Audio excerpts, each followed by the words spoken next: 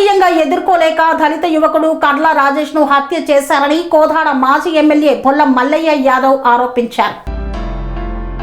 తనను రాజకీయంగా ఎదుర్కోలేకనే దళిత యువకుడు కర్ల రాజేష్ ను హత్య చేశారని కోదాడ మాజీ ఎమ్మెల్యే బొల్లం మల్లయ్య యాదవ్ ఆరోపించారు. సూర్యాపేట జిల్లా కోదాడ మండలం అల్వాలపురంలో విలేకరుల సమావేశాన్ని ఏర్పాటు చేసి మాట్లాడారు. దళితులపై ముసలి కన్నీరు కార్చే మంత్రి ఉత్తమ్ కుమార్ రెడ్డి రాజేష్ మృతి పట్ల నోరు మెదపకపోవడానికి కారణాలు చెప్పాలని డిమాండ్ చేశారు.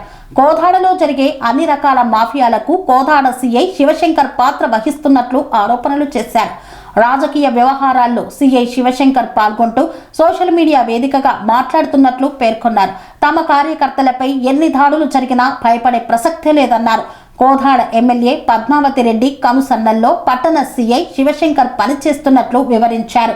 సీఎంఆర్ఎఫ్ చెక్కుల కేసులో సమగ్ర విచారణ జరిపి దోషులను తేల్చాలని డిమాండ్ చేశారు.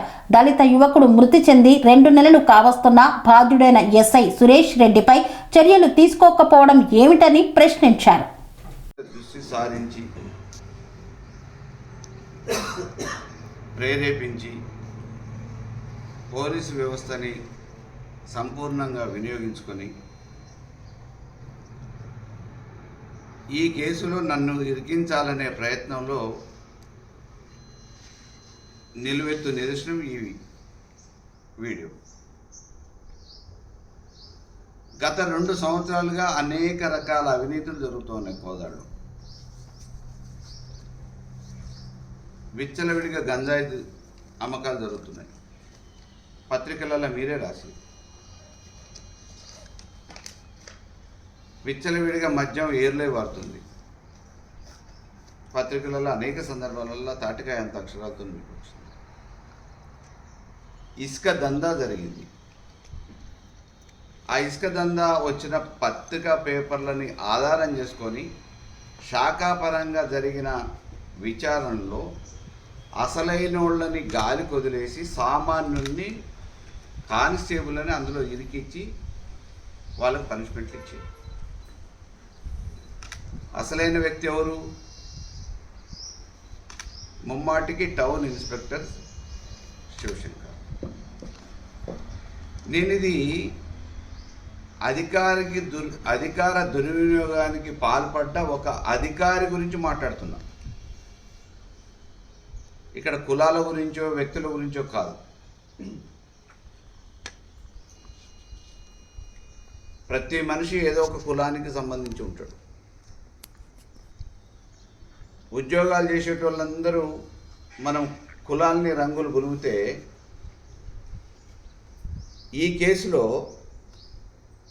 సీఎంఆర్ఎఫ్ చెక్కుల కేసు అని చెప్పేసి హత్య జరిగిన తర్వాత, కర్ల రాజేష్ హత్య జరిగిన తర్వాత ఎవరిని బలి చేసిరు? ప్రతాపలింగం, ఒక బీసీ. ఏం కోదాడ నియోజకవర్గంలో బీసీలు లేరా? వాళ్ళు కూడా ప్రతి దాడులు దిగటానికి.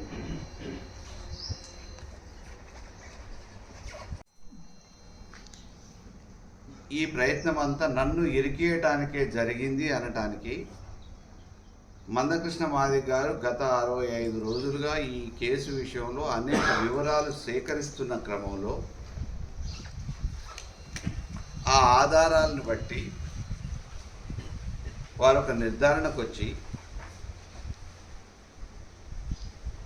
ఎవరినో మీరు బలి చేయాలనుకొని ఈరోజు మా దళిత బిడ్డని పొట్టన పెట్టుకున్నారు అని చెప్పేసి అనేక సందర్భాల్లో వారితో మాట్లాడారు. బయట బహిరంగంగా వేదికల మీద కూడా మాట్లాడారు. దానికి అదనంగా మరొక సాక్ష్యం మీ ముందు పెడతాం.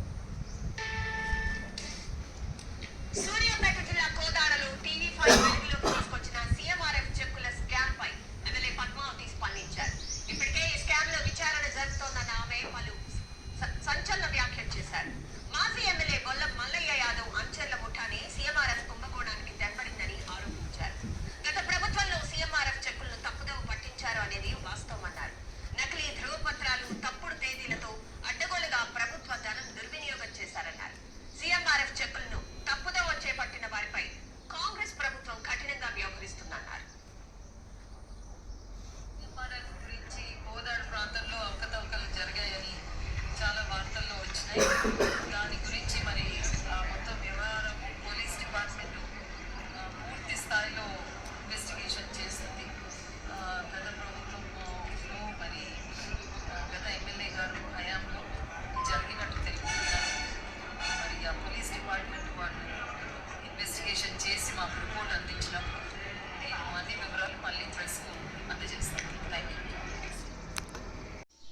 అనేక మంది అధికారులు వచ్చిర్రు పోయిర్రు, వాళ్ళ ఉద్యోగాలు వాళ్ళు చేసుకున్నారు, ఇప్పుడు కూడా చేస్తున్నారు.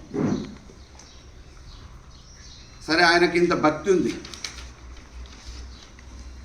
స్థానిక శాసనసభ్యురాలు ఫోటోలు వేసి వాటిని సర్క్యులేట్ చేసి గ్రూపులలో పంపించుకునే అంత భక్తి, ఒక రాజకీయ కార్యకర్త చేసే భక్తిని ఆయన రుణం తీర్చుకోవడానికి ఏం చేసిండో చేసిండు.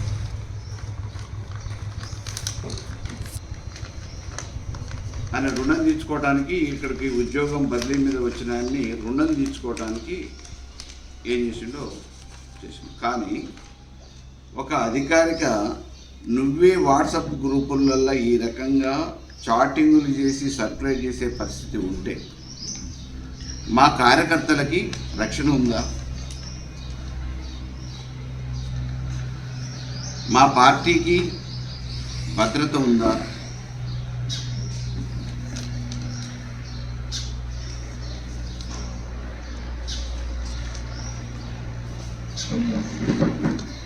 మాది 10 సంవత్సరాలు అధికారంలో ఉన్న ప్రభుత్వ పార్టీ,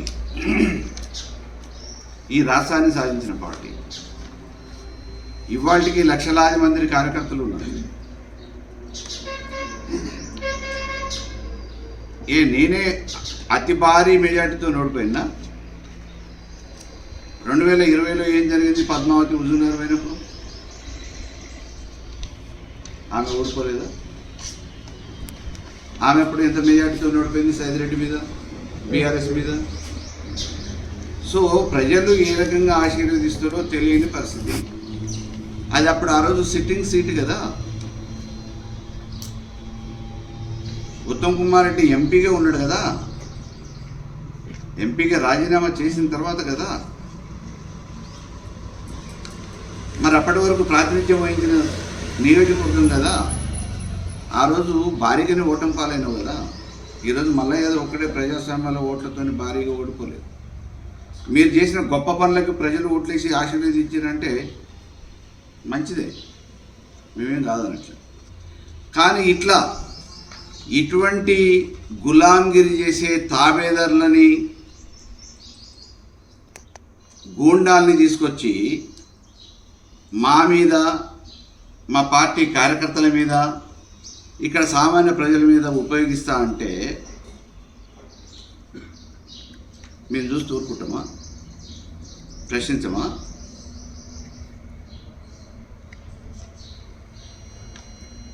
గ్రామాన 50 మందిని తక్కువ కాకుండా ఇప్పటికీ కూడా నాకంటూ ఒక సైన్యం ఉంది. పార్టీ కార్యకర్తలు ఒక్కటే కాదు, నీకు పార్టీ కార్యకర్తలేమో కానీ నాకు సైన్యం, నా సొంత సైన్యం ఉంది. మీరు ఏ రకంగా చూసుకున్నా నా ఓట్లు ఎక్కువ, నా బలగం ఎక్కువ, నాకు అన్నీ ఎక్కువనే. అందుకే ఇవాళ బీసీగా పోరాటం చేస్తున్న ఈ ఉమ్మడి నల్గొండ జిల్లాలో మీరందరూ ఏకమైన నా మీద పోరాటం చేసినా, ఒంటరి పోరాటం చేసి నిలబడ్డా, నిలదొక్కున్నా, కలబడ్డా, రేపు పోరాటం. చిల్లర రాజకీయాలతోని ఈ రాజేష్ ఇష్యూని పక్కదో పట్టియద్దు. నీకు నిజాయితీ ఉంటే రాజీనామా చేసి నిజ నిరూపణ చేసుకొని నీకు రాజకీయ జీవితం ఇచ్చిన ఈ కోదాడులో ఎంత త్వరితగతిన నువ్వు జ్యుడిషియల్ ఎంక్వైరీ చేసుకుంటే అంత త్వరితలో మళ్ళా క్లీన్ చిట్ తీసుకొని రేపు నువ్వు అనుకునే సీట్లో కూర్చో. నువ్వు దీనికి సిద్ధపడకపోతే నేను ఇలా ఏఐసిసి ప్రెసిడెంట్కి, అదే రకంగా నరేంద్ర మోడీ కూడా పంపుతా. ఎందుకు అని అంటే రాష్ట్రపతికి, గవర్నర్కి ఎన్ని ఫోరంలు ఉన్నాయి అన్ని ఫోరంలు. నేను కూడా చదువుకున్నా, నాకు కూడా రాజ్యాంగం తెలుసు. నీ పదవి వాళ్ళు ఒక పార్టీగా నువ్వు చేసిన అవినీతికి పాల్పడ్డావనే ఆరోపణ నేను చేస్తున్న దాని మీద విచారణ చేసి బర్తరఫ్ చేస్తే అది వెల్ అండ్ గుడ్. లేకపోతే పుంకాలుగా నువ్వు చేసిన అవినీతిని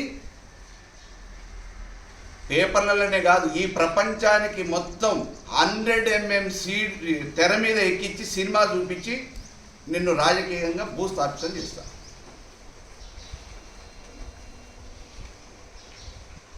నీ మీద వ్యక్తిగతంగా నాకు లేదు. నేను రాజకీయాలకు సంపాదించుకోవడానికి రాలే. నువ్వు వ్యక్తిగా పైకి నటించి ఈ రాష్ట్ర ప్రజాధనాన్ని దోసుకుంటున్నావు విచ్చలవిడిగా. మిల్లలను ఎట్లా బెదిరిస్తున్నావు? నా దగ్గర కాల్ రికార్డ్స్ ఉన్నాయి. నీ దగ్గర ఉన్న విజిలెన్స్ అధికారులు పోయి ఏం చేస్తున్నారో నా దగ్గర ఎవిడెన్స్లు ఉన్నాయి. ఏ మిల్లు నుంచి ఎంతెంత వసూలు చేసినావో నేను ఏఐసిసికి పంపించిన నీ ఏఐసిసికి నువ్వు వసూలు చేసిన చిట్టా అంతా నాకు కూడా కాంగ్రెస్లో మిత్రులు ఉన్నారు, సహచరులు ఉన్నారు. నేను నా క్యారియర్ స్టార్ట్ అయింది కూడా కాంగ్రెస్. ఆ విషయం కూడా మర్చిపో. నీ చిట్టా అంతా ఢిల్లీ చెప్తా. అయ్యాల బస్టాండ్లో సూట్ కేసు పట్టుకొని ఎట్లయితే దిగినవో మళ్ళీ నీ బతుకు కూడా అట్లే బస్టాండ్ చేస్తా. ఆలోచించి చెప్పు. అందుకే విచారణ వాళ్ళకు వాళ్ళు చేసుకోరు. కాబట్టి నేను ఇవాళ ఏఐసిసి ప్రెసిడెంట్ ఖర్గే గారికి, రాజ్యాంగం పట్టుకొని తిరిగే రాహుల్ గాంధీ గారికి రాజ్యాంగాన్ని కాపాడమని, ప్రజాస్వామ్యాన్ని కాపాడమని, అవినీతి లేకుండా చేయమని ఖర్గే గారికి, రాహుల్ గారికి, సోనియా గాంధీ గారికి, ప్రియాంక గాంధీ గారికి, ఇన్ఛార్జ్ అయిన కేసీ వేణుగోపాల్ గారికి, రాష్ట్ర ముఖ్యమంత్రి అయిన రేవంత్ రెడ్డి గారికి, రాష్ట్ర పిసిసి అధ్యక్షుడిగా ఉన్న మహేష్ కుమార్ గౌడ్ గారికి ఈ ఉత్తరాలు పంపిస్తున్నాం.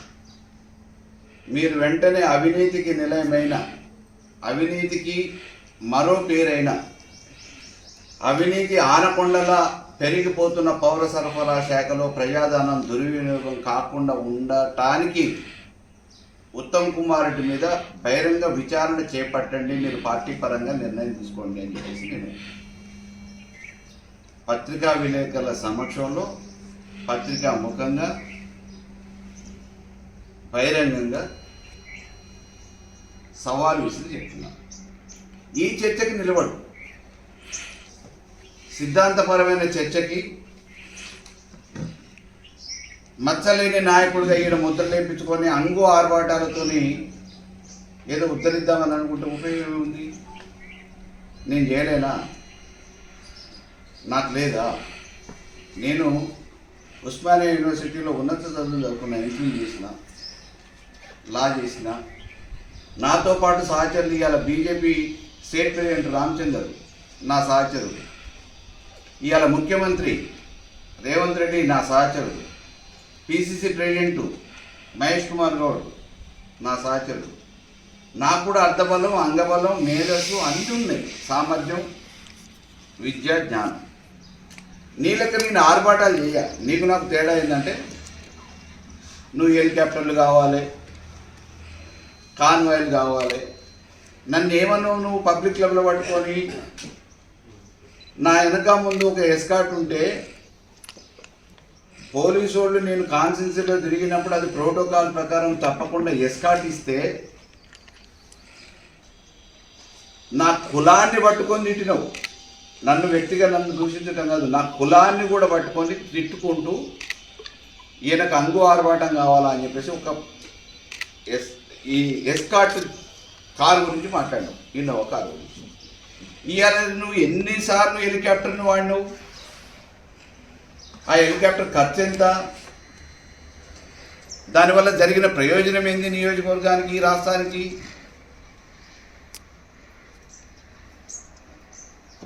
నీ విలాసాల కోసం, నీ అంగు ఆర్భాటాల కోసం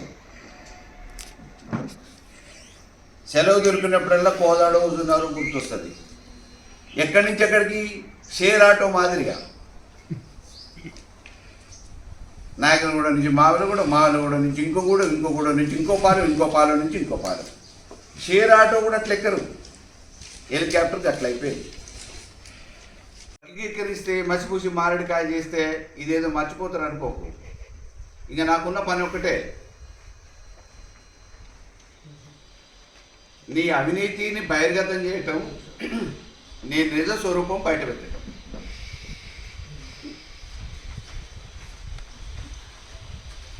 సైనికుడు అనే ముసుగులో ఈ కోదాన్ని అన్యాక్రాంతం చేసింది. ఇవాళ కాంగ్రెస్ పార్టీ నాయకులు, కార్యకర్తలు ఆలోచించుకోవాలి. ఉత్తమ్ కుమార్ రెడ్డి వచ్చిన తర్వాత కాంగ్రెస్ ఈడ బలపడ్డదా? అంతకుముందు లేదా? అంతకుముందు ఆయన రావటానికంటే ముందు గెలవటానికి సరిపోయేంత బలం, ఆస్తులు అమ్ముకొని అప్పులు చేసి పెంచిన నాయకులు ఇవాళ ఎవరైనా ఉన్నారా? అందరిని కనుమరుగు చేసిండు, రాజకీయ సమాధి చేసిండు. ఇవాళ ఆయన ఇక్కడ మొలతాడు కట్టిన మొగోడు ఎవ్వరు లేనట్టు కోదాడు ఈయన పోతే ఈయన భార్య కావాలి, హుజూర్నగర్లో ఆయన పోతే రాజీనామా చేస్తే ఆడ ఎవరు మొగోడు లేనట్టు ఆయన భార్య పేరు పోటీ చేయాలి. ఏం కాంగ్రెస్ కార్యకర్తలు లేరా? ఈ భజన చేసే దద్దమ్మలు పోయి మామూలుగా నాకు టికెట్ కావాలని అడుగురు, అది మల్ల యాదవ్ బొమ్మలు తగలబెట్టడానికి ఎందుకు పోటీ పడుతున్నారు? మీరు భజనలు చేసి వాళ్ళ దయాదాక్షిణ్యాల మీద బతకాలనుకుంటే ఇంట్లో చెప్పాల్సిన పని చేస్తే అయిపోయా. మల్ల యాదవ్ని బొమ్మలు తగలబెడుతున్నావు, మల్ల యాదవ్ని నోటికి వచ్చినట్టు మాట్లాడుతున్నావు, మీ పబ్బం గడుస్తుంది అనుకుంటే వాళ్ళేమో ఏమంటారు, పిల్లలు జల్లలు లేరు, మీరే మా పిల్లలు అని చెప్పేసి కాలం గడిపి ఓట్లు అడుగుతున్నారు, అధికారులు పబ్బం గడుపుకుంటున్నారు. సీట్ల కోసం వీళ్ళు భజనలు చేసి ప్రసన్నం చేసుకోవటానికి భజన పర్వంలో ఉన్నారు. అరే నువ్వు భజనలు చేసుకోరి, కానీ నన్ను ఎందుకు మధ్యలోకి వస్తున్నావు? నేను ఎవరితో కొట్లాడుతున్నా? స్టేట్గా మీ నాయకుడితోనే కొట్లాడుతున్నా 20 సంవత్సరాల నుంచి. 20 సంవత్సరాల లోపల నువ్వు ఇలా మాట్లాడి ఒకళ్ళతో తీసుకొని మాట్లాడే నాయకులు ఎన్ని పార్టీలు మారిరు? ఏ ఎన్నికలు వస్తే ఏ పార్టీలు ఉన్నారు వీళ్ళు? వీళ్ళ చరిత్ర ఏంది? అందరి చరిత్ర ఒక్కొక్కటి చెప్తా నేను, కాకపోతే ఇది సందర్భం కాదు, ఎందుకంటే సరిపోదు. నేను చెప్తే సాయంత్రం దాకా చెప్తాను. నేను 2009, 2014, 2018, 2023 వరుసగా జరిగిన 4 ఎన్నికలలో వివిధ పార్టీల నుంచి పోటీ చేసిన. 2 సార్లు టీఆర్ఎస్, ఒకసారి టీడీపీ. అంతకుముందు కాంగ్రెస్ బీఫామ్ చేతికి వచ్చిన తర్వాత మళ్ళీ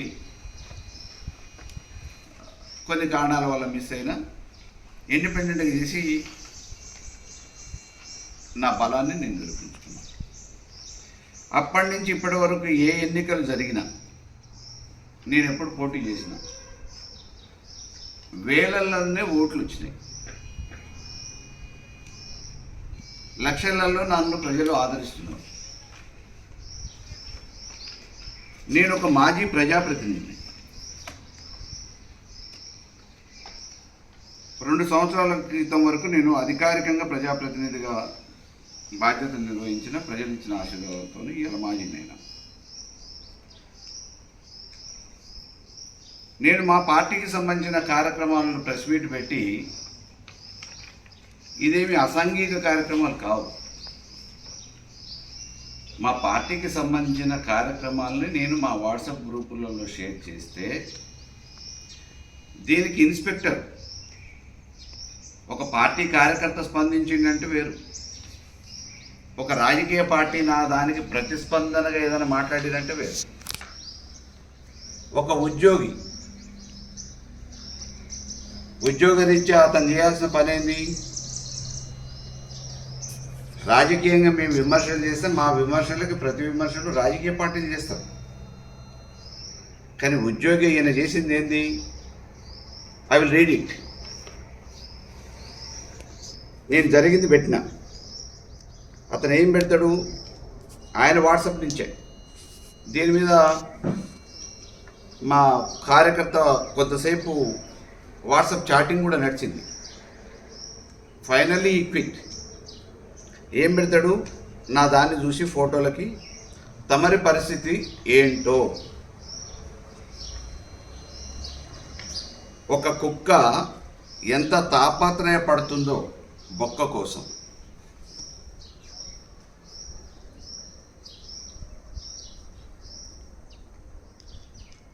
అతను దేనికోసం వచ్చిండు ఇక్కడికి? ఏ లబ్ధి కోసం వచ్చిండు?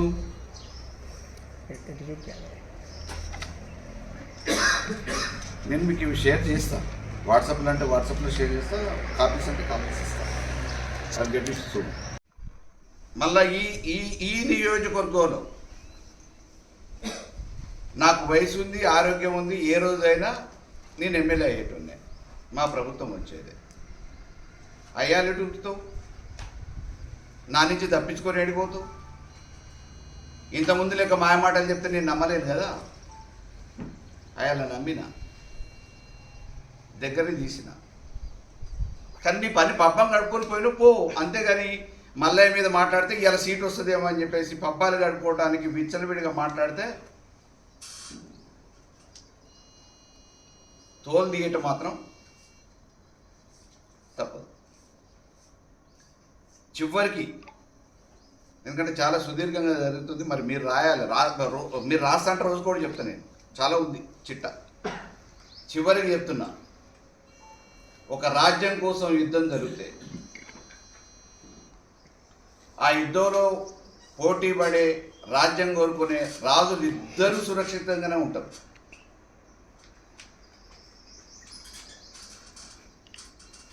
చచ్చిపోయేది సైనికులు,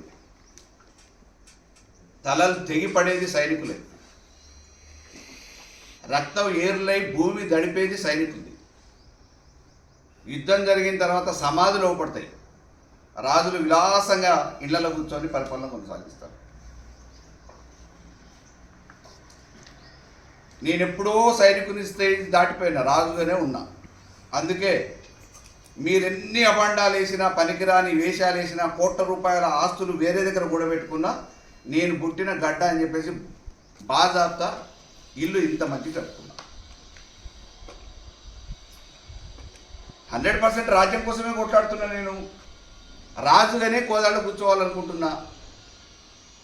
పిచ్చి పిచ్చి వేసాలేసి మధ్యలో రావాలనుకుంటే బలయ్యేది మీరే. తాత్కాలికంగా ఏదో పైశాచిక ఆనందం పొందుదాం పదవుల కోసం అనుకుంటే భజన చేసుకొని 4 గంటల మధ్యలో పోయి కాళ్ళు పట్టుకొని ఇంకేమైనా చేసుకోరు. కానీ నా జోలికి రావాలని చూస్తే చాలా సందర్భాలలో ఓపిక పడిన పనికిరానోడు ఏదో మాట్లాడితే తల నెత్తి మీద 5 పైసలు పెడితే పనికిరానోడు మాటలు నేనెందుకు పట్టించుకోవాలని. కానీ ఈరోజు నేను ఆపినా నా సైన్యం ఆగేటట్లేదు.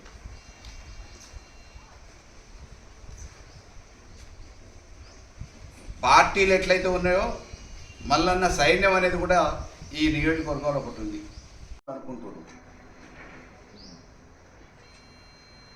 జాగ్రత్త. వానపాము లెక్కనే ఉంటే పబ్బం గడుపుకుంటే సరిపోతుంది. పిల్లి లెక్క నా దగ్గర తిరిగినోడు, ఎదురుపడటానికి సాహసం చేయనోడు ఇలా పేపర్లలో పులి లెక్క కాణిస్తున్నారు. మీ నిజ స్వరూపం తెలుసు, మీ చరిత్ర తెలుసు, కానీ నేను మాట్లాడే స్థాయి కాదు. ఎందుకంటే నా హోదా, నా పెద్దరికం అడ్డొస్తుంది మాట్లాడటానికి. నాకు లేరా కార్యకర్తలు? మనం చూపించిన కదా దమ్ము కోదాడు. 10 మందినో 20 మందినో తీసుకొని వచ్చేసి ఏదో ధూమ్ధామ్ భయపడే మళ్ళైనా 20 సంవత్సరాల నుంచి కొట్లాడుతున్నా. నేను ఈడ పుట్టినా ఈడ పెరిగినోడు కదా భయ్. నువ్వంటే ఢిల్లీ నుంచి ఏకంగా బస్టాండ్లో దిగి, ఆర్టీసీ బస్టాండ్లో దిగి ఇవాళ నువ్వు కోట్లకు గడించి అధిపతిని అని చెప్పేసి వీళ్ళను వాళ్ళను రెచ్చగొట్టి పప్పం గడుపుకొని హైదరాబాద్కు పరిమితమై హైదరాబాద్ కేంద్రంగా పరిపాలన కొనసాగిస్తున్నా అని టూరిస్టు పాలనలో షాడోలు పెట్టుకొని,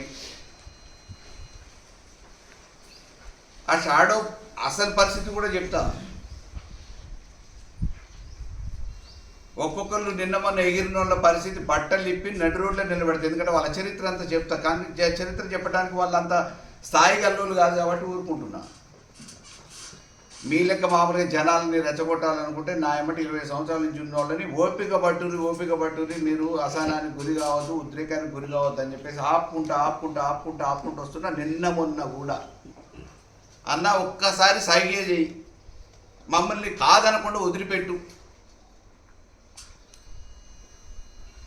మేము వాళ్ళు ఏందో మాట్లాడుతున్న దాంట్లో నిజాయితీ ఏందో ఒక్కసారి చూద్దాము అని చెప్పేసి అంటున్నారు. కానీ నేను దానికి సిద్ధపడట్లే. నేను ఒక్కడనే చూసుకుంటా. ఇప్పుడు నేను మళ్ళా బహిరంగంగా చెప్తున్నా, పోరాటం నాకు ఉత్తమ్ కుమార్కి 2 గిత్తలు కొట్లాడితే లేగదూడ బలైపోతుంది. లేగదూడ లాంటి వాళ్ళు మీ భవిష్యత్తును ఖరాబ్ చేసుకోవద్దు. ఏ పూట కాపూట, ఏ రోజుకు ఆ రోజు అవకాశం కోసం అధికార పార్టీలకు పరుగులెత్తేటోళ్ళు, ఏ ఎండకు ఆ గొడుగు పట్టేటోళ్ళు మీరు అనవసరంగా ఆగం కావద్దు. ఒక డిపార్ట్మెంట్ ఎంప్లాయీ ఉండి ఈ రకంగా చేయొచ్చని అనుకుంటే మీరు ప్రోత్సహించండి. యా, ఎంక్వైరీ చేసిన, ఆఫీస్ ఎంక్వైరీ చేసిన. ఇట్లా ఇచ్చేటప్పుడు నీ మీద ద్వేషం లేదు, నన్ను కేవలం తట్టుకోలేక రాజకీయంగా ఇరికియటానికి ఈ 1,00,000 రూపాయల నెపంతోని కోట్ల రూపాయల ఖర్చు ఆస్తిని అమ్ముకొని పెట్టిన నన్ను నువ్వు రాజకీయంగా నన్ను ఎదుర్కోలేక, సిద్ధాంతపరంగా పోరాటం చేయలేక, పనికిరాని చిన్న కేసులు పనికిరాని పోలీసు వాళ్ళకి, గూండాలకి కాకి దశలు ఇప్పించి ఇరికియాలనే ప్రయత్నం చేస్తే, నాకు కుటుంబం ఉంది, నా మంచితనాన్ని ఆలోచించేటోళ్ళు, గమనిస్తున్నోళ్ళు, 20-30 సంవత్సరాలుగా నా విద్యార్థి జీవితం నుంచి నన్ను చూస్తున్నోళ్ళు ఉన్నారు. నా చరిత్ర ఏందో తెలిసిన పుస్తకం. ఇయాటి వరకు కూడా పేదరికంలో పుట్టిన ఈయటం తప్ప తీసుకోవటం తెలియదు. నువ్వు రుజువు చేయి. కాబట్టి దీంట్లో మాకు జరుగుతున్న పోరాటంలో పబ్బాలు గడుపుకోవడానికి, రేపు సీట్లు వస్తాయనో, చైర్మన్లు వస్తాయనో, పబ్బం గడుపుకోవడానికో, ప్రెస్ మీట్ల పేరు మీదనో నువ్వు మాట్లాడు. నీకు దమ్ముంటే, చేతనైతే సబ్జెక్టు మీద మాట్లాడు. నేను చెప్పిన మీద వివరణ. నువ్వు బూతు పురాణాలను లంఘించుకుంటే నేను పడితే లంఘించుకోవాల్సి వస్తుంది. నువ్వు బూతు పురాణంతో మొదలు పెడితే నేను పడితే పట్టాల్సి వస్తుంది.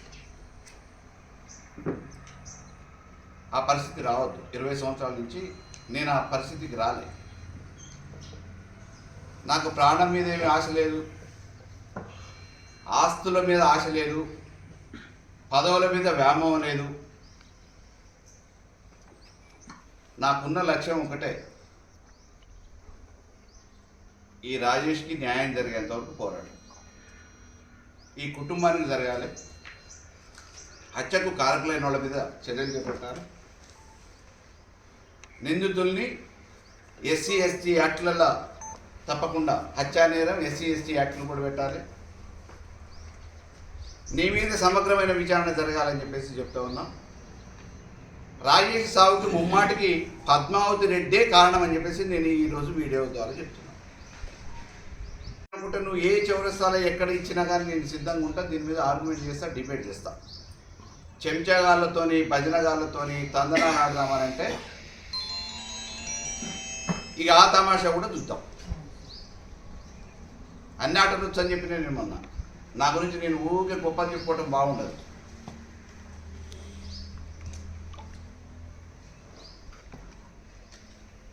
తప్పకుండా ఖర్గే గారు జోక్యం చేసుకోవాలి. అవినీతి ఆనకొండలా పెరుగుతున్న ఈ రాష్ట్రంలో ఈరోజు కాంగ్రెస్ నాయకులందరూ అందిన కాడికి చూసుకుంటుంటే పౌర సరఫరా శాఖలో అవకాశాన్ని మించి బెదిరింపులకు పాల్పడి దోపిడీ జరుగుతుంది, వసూళ్లు జరుగుతున్నాయి. కోదాడ పట్టణం గురించి మీరు ఆలోచించడం నేను కూడా ఆలోచిస్తా, ప్రతిపక్షంగా నేను కూడా సహకరిస్తా, అభివృద్ధి కలిసి చేద్దాం.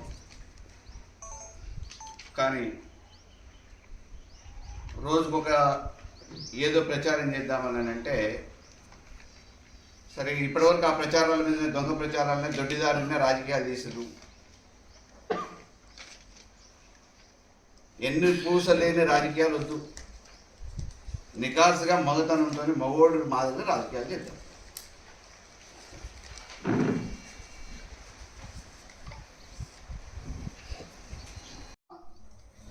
బీఆర్ఎస్ ప్రభుత్వం ఉన్నప్పుడు గృహ నిర్మాణ శాఖ మంత్రిగా జరిగిన అవినీతిని మాఫీ చేయించుకోవడానికి ఏమేమి ప్రయత్నాలు చేసిండో ప్రత్యక్షంగా నేను కూడా చూసిన.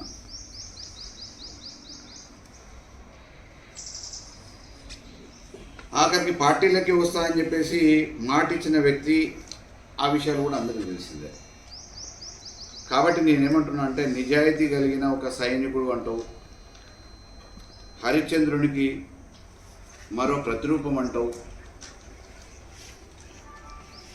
ప్రజాసేవకే అంకితమైనమంటూ, నీ మీద నేను ఒక పార్టీగా ఇన్ని ఆరోపణలు చేస్తున్నా కదా, వీటన్నిటిని నేను ఎక్కడైనా రుజువు చేయడానికి సిద్ధం విత్ ఎవిడెన్సెస్. కుంభకోణంతో చేతులు మారుతున్నాయి. ఇదే బీజేపీ మహేశ్వర్ రెడ్డి అసెంబ్లీలో అడుగుతాడు, ఈ పౌర సరఫరాల శాఖలో జరిగిన టెండర్ల భాగవతం, కుంభకోణం, అవినీతి వీటి మీద మీరు చర్యలు తీసుకోవాలని. తెల్లారి దీని గురించి బంద్, నోరు మీద పడు. మేము మా పార్టీ తరఫున గతంలో సివిల్ సప్లైస్ కార్పొరేషన్ చైర్మన్గా చేసిన పెద్ది సుదర్శన్ రెడ్డి గారి ఆధ్వర్యంలో కోర్టులో కేసు ఫైల్ చేస్తాం, విచారణకు ఏర్పడి. ఇంతవరకు ఏమి బీజేపీ కాంగ్రెస్ వేరు కాదు, రెండు కలిసే ఈ రాష్ట్రాన్ని దోచుకుంటున్నాయి.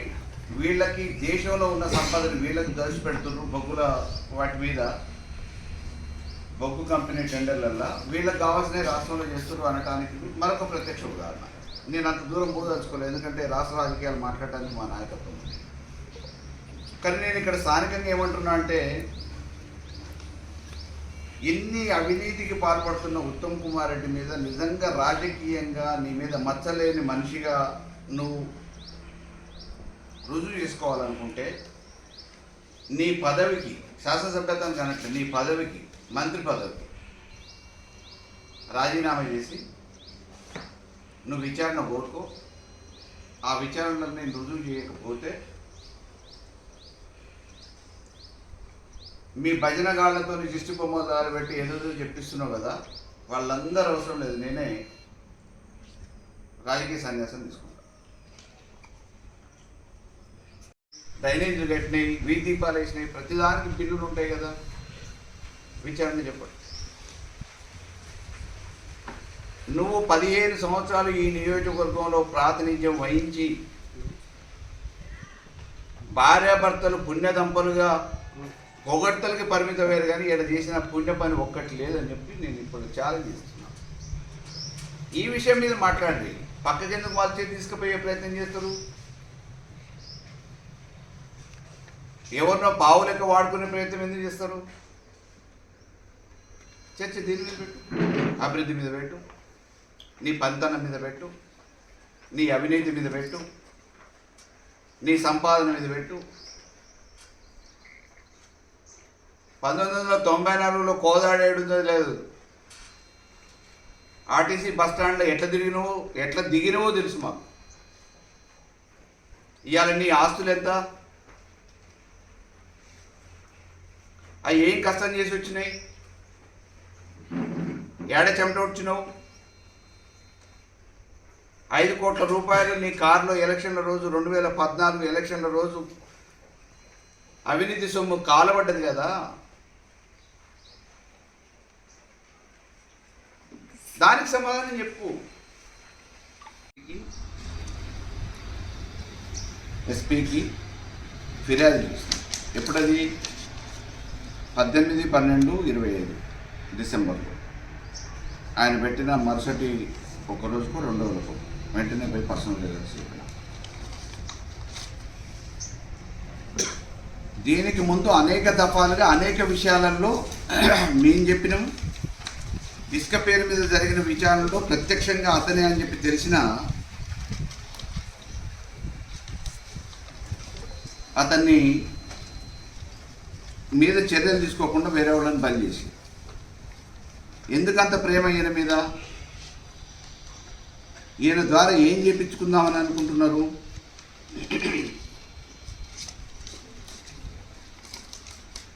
ఈయనని కాకి బట్టలతో ఉపయోగించి ఎవరిని ఇబ్బంది పెట్టాలి, రాజకీయ ప్రయోజనం పొందాలనుకుంటున్నారు. ఈయనే ఉండాలని ఇన్న అవినీతికి నిలయంగా కోదాడిని తయారు చేసిన అధికారిని వెనకేసుకొచ్చే ప్రయత్నం ఎందుకు జరుగుతుంది? ప్రత్యేక శ్రద్ధ ఏంది? ఇది ఈరోజు పోలీస్ శాఖ ఆలోచించాలి, కోదాడు నియోజకవర్గ ప్రజలు కూడా ఆలోచించాలి. అవినీతిమయం చేసినావు. ఇవాళ నీటిపారుదల శాఖ మంత్రిని, రైతులకు నీళ్ళు ఈ జిల్లాల పొలాలు ఎండబెట్టినావు కదా పోయినసారి. ఇవాళ నేలమరి నాకు 2 కళ్ళంటూ కోదాడు కూర్చున్నారు. మునగాల మండలంలో నేలమరిలో రోజు బోర్లు వేసుకుంటున్నారు, భూగర్భ జలాలు లేక ఎండిపోయిన నీళ్లు. నిండుకుండ లెక్క మీ ప్రభుత్వంలో ఉండే ఇలా చెరువుల నీళ్లు లేవు సారు అని చెప్పేసి మన వదిలేస్తుంటే ఆడ ఉన్న రైతులు మొత్తుకుంటారు. నువ్వు ఈ ప్రేమ ఉంటే మేము వద్దంటున్నామా?